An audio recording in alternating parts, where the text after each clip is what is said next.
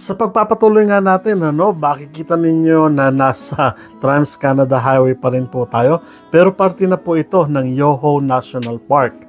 Pagkatapos po ng Banff National Park. So, dito makikita ninyo yung mga berdeng lawa sa gilid ng daanan. Napakaraming punong kahoy. At syempre yung mga wildlife. Pero tandaan po natin na bawal pong bumaba sa inyong mga sasakyan. So mga kababayan natin dyan, alam po ninyo ito na nagta-travel sa Trans-Canada Highway, at sa mga kababayan po natin na gustong ma-experience po ito, bawal po na bumaba sa mga sasakyan at hawakan o kaya naman ipet yung mga wildlife po natin. Kung may nakita po kayo, pwede po kayong huminto sa gilid, pero dapat po ay nasa gilid po kayo ng daanan, and then hindi po kayo po pwedeng bumaba, So, bawal po yan. Magkakaroon po kayo ng violation dyan. Anyway, so nasa loob pa rin po tayo ng Rockies at papunta po tayo ng Revelstoke, Sa Revelstoke, parte po siya ng British Columbia, isang town dito sa kalagitnaan ng mga kabundukan. At makikita ninyo mamaya kung ano ang pwedeng i-offer ng Revelstoke. Pero i-enjoy po muna natin yung view na ito.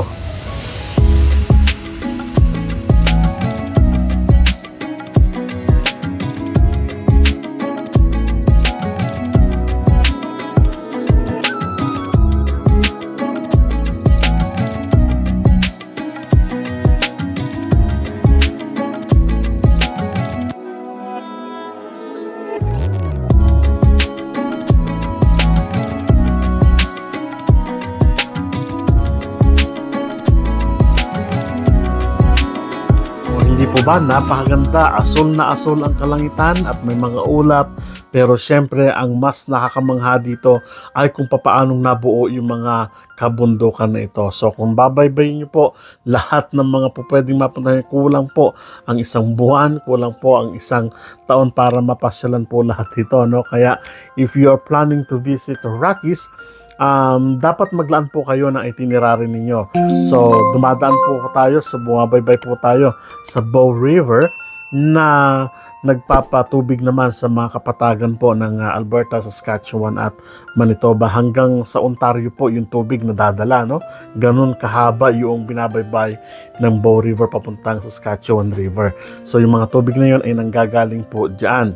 So kung makikita po ninyo na yung mga puno natin parang pare-pareho, Ang tawag po natin dyan is spruce, or yung karaniwan na pine trees po, At normal po dito yung tinatawag nating mga tulay para sa mga hayop o sa mga wildlife na nabanggit na po natin sa mga nakaraang vlog natin, na siya naman pong daanan ng mga wildlife para po sila ay hindi maaksidente o maka-aksidente ng mga motorista. So ganun po kahalaga yung mga wildlife dito, at ganun po sila pinahalagahan ng gobyerno at ng mga tao dito sa Canada.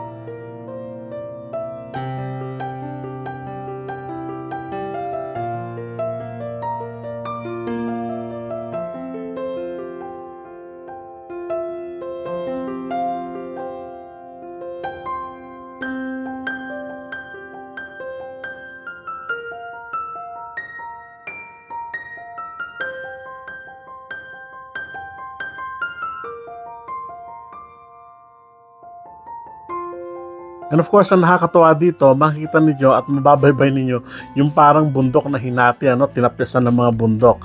At kailangan po nilang gawin ito para mas mapaluwag yung daanan ng mga motorista. And of course, para na sa ganun mas madali po ang maging biyahe from end to end, dito sa Trans-Canada Highway. So napakaluwang na daanan, you can run up to 110 up to 120 kilometers per hour. Pero kung minsan nagwa-130 pa nga o 140 pa yung iba. Ito na yung bundok na kung saan sinasabi ko na hinati nila. Walang naalala ko po dito, parang yung sa Bernardo Carpio, parang yung malakas at maganda, yung may nag-uumpugang bato. Tama po ba ako sa kwento? Correct me if I'm wrong, comment down below. Na nakakagayang tignan, tinapyas ng bundok. Naalala ko yung Philippine folk tale yung legend natin, mga kwentong bayan natin, parang ganon. So, napakaganda ng mga kabundukan na ito, tinapyas para na sa ganon, mas mapadali yung transportation syempre ng mga products from eastern to western part ng Canada o kaya naman from US to Canada or Canada to US. So, yan po ang kahalagahan ng mga highways na ito. And of course, for safety na rin po. Dito nga, no, bubungad sa atin yung highway na napakahaba talaga as in. Ang mga highway po dito, kung minsan nakabiti, hindi mo alam kung saan ka titingin dahil sa kagandahan ng lugar, no? Highway pa lamang, view na.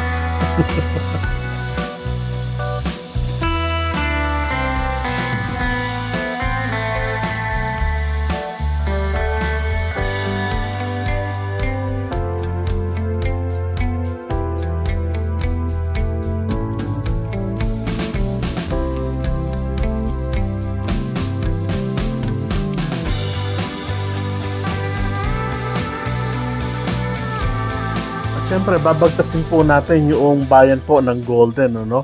Ito yung town ng Golden na napakarami din, siyempre, ng mga opportunities para sa mga kababayan natin. And of course, mga views, at pwede rin po mga sports. Marami po sila niyan, ano? Meron po sila dito yung hanging bridge na from end to end ng bundok. So, pwede rin po yun ninyong mapuntahan dito. Sa mga kababayan po natin dyan, ano, na nagnanais mapunta rito, tandaan nyo lang po, Golden, British Columbia, and Revelstoke, pwede nyo pong dalawin yan. Pwede nyo pong puntahin yan. At ma-enjoy nyo po yung scenery and of course, yung sports na talagang ikikater naman po kayo dyan.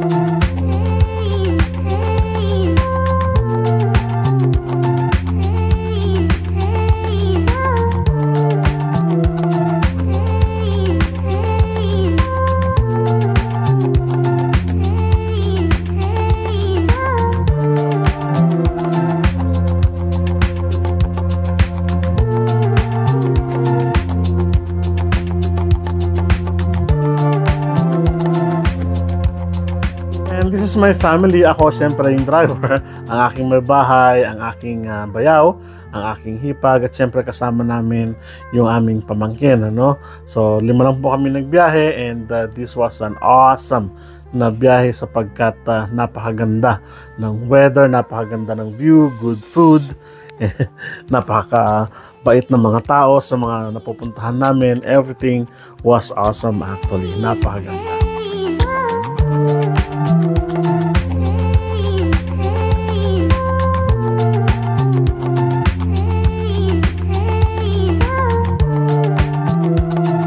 Kilalang kilala ang British Columbia sa kanilang mga avalanche, ano? Marami silang avalanche na tinitignan, and dahil dyan nagtayo po sila ng mga tunnel na ganito, ano? Ang tawag po natin dyan ay avalanche proof tunnel, na kung saan ay protection po ng mga motorista kapag in case na mayroong avalanche, ano?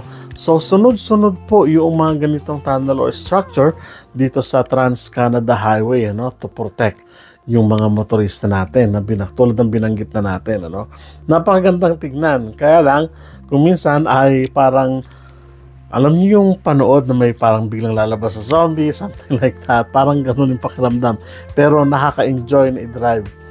Tumatakbo po kasi ito ng halos parang 1 up to 5 kilometers, depende po sa haba. So, parang nasa pinakamahaba po ay parang nasa 3 kilometers to 4 kilometers, ano? So, sa nadaanan namin. Dapat ingat din po tayo sa pagdadrive kasi kung minsan may mga tao na naglalakad o kaya naman nagbabike sa gilid ng kalsada, and we have to be cautious din po, ano, sa mga pedestrian. Kasi alam natin, kahit na highway po ito, drive safe pa rin po tayo. Consider pa rin po natin yung mga ibang motorista, siyempre yung ibang mga turista na talagang in-explore ang kalawakan ng British Columbia.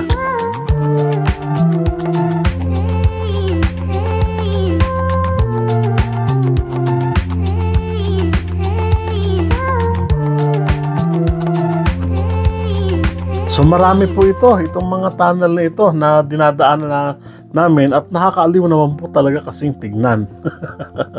Ako mismo na nagdadrive, medyo talagang syempre ingat, at the same time talagang maaliw ka sa mga tanawin.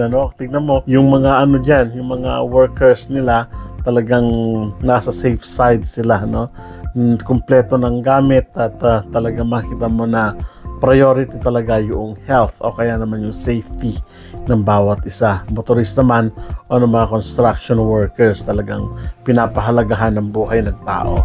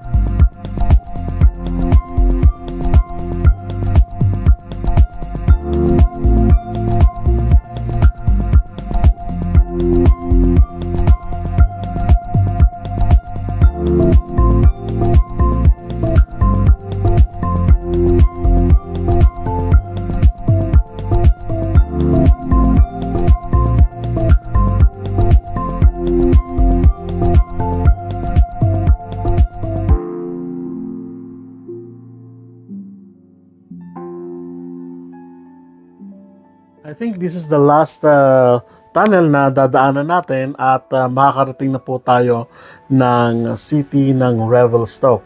Ito yung first destination natin dito sa British Columbia na po pwede tayong mag-adventure. I am so excited na makita yung offer po ng Revelstoke sa aming 5, and I'm praying na dumating yung panahon na ma-experience nyo din yung adventure dito sa lugar na ito. Nakakatuwa sapagkat nung dumating kami dyan, napakaraming tao pala. At may mga kababayan nga tayo na talagang nag-enjoy naman talaga sa adventure. Ang sinakyan po natin dyan ay coaster na mountain coaster na ipapakita ko po sa inyo sa mga susunod na vlog. So,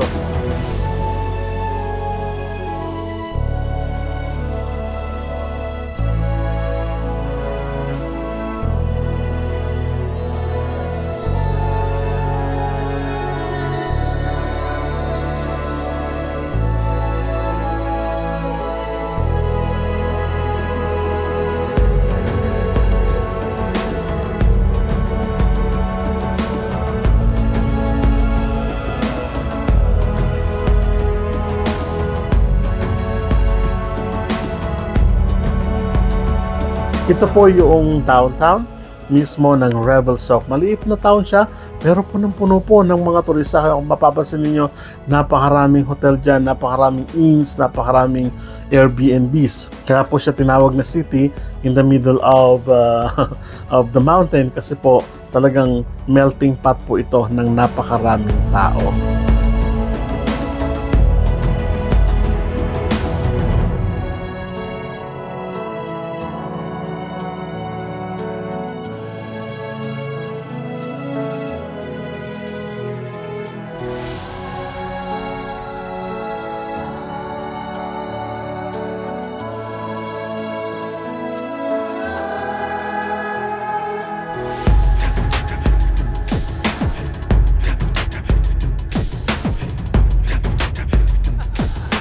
At abangan po ninyo yung vlog natin na susunod sapagkat ipapakita ko po sa inyo yung adventure namin dito sa Revelstoke Highland Ski Resort. Napakaganda po dito, no?